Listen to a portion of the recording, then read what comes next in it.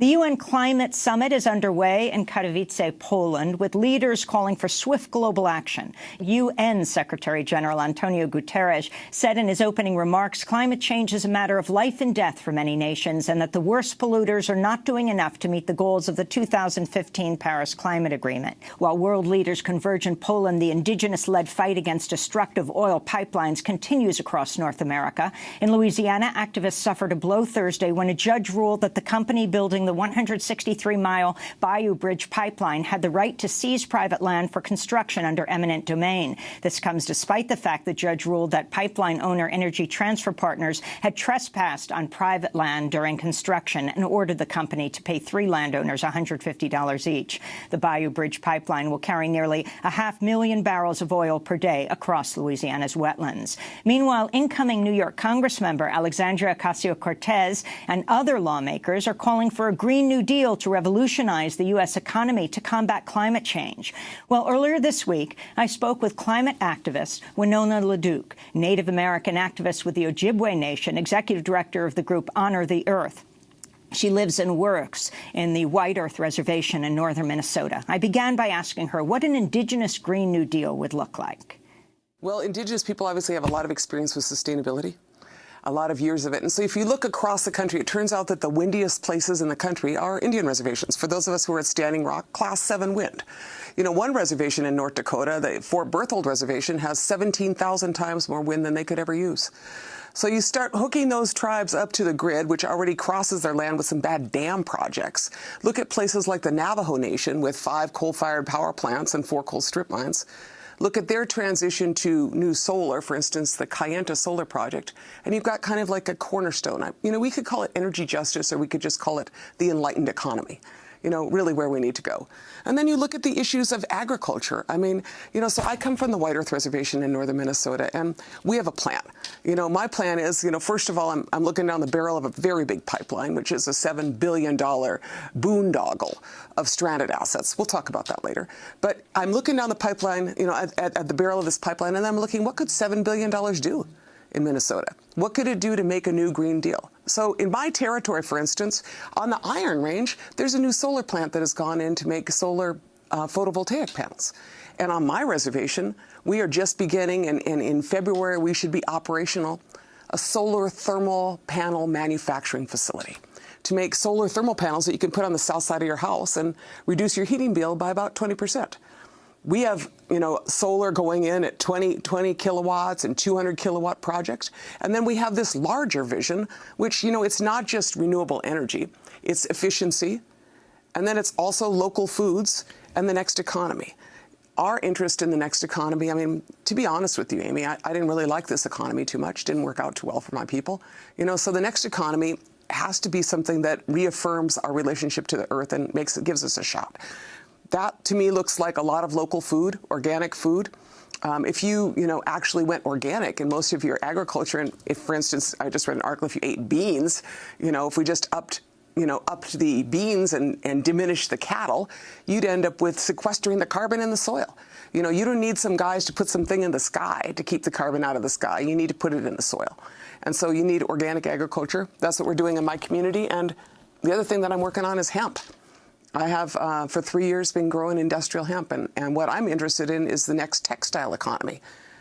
This country in the 1980s and the 1990s offshored all of our textile manufacturing to Asia, and we don't produce anything in this country, and I am a hemp grower. Hemp has 3 times the tensile strength of cotton. Hemp doesn't use all the water, like 5,000 gallons of water for a T-shirt and jeans, doesn't use all the chemicals, and in fact, the word canvas comes from cannabis.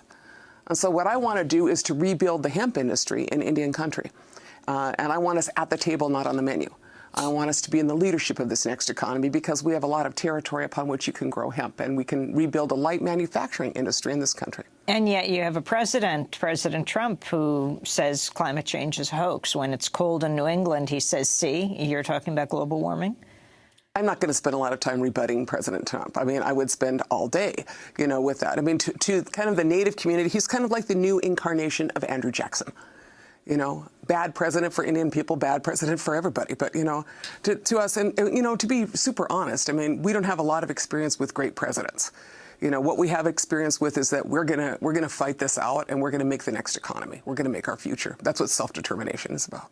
So talk about pipeline politics. And for those who aren't familiar with the pipeline you're fighting, give us a map of it. You know, interestingly, I was just interviewing Congressmember-elect Deb Haaland of New Mexico. She's one of two Native American women, the first two, the other Sharice Davids of Kansas, who will be in Congress ever. Yep. Deb Haaland went to the standoff at Standing Rock. Yes. It was a school for so many, even those who are weighing going into electoral politics.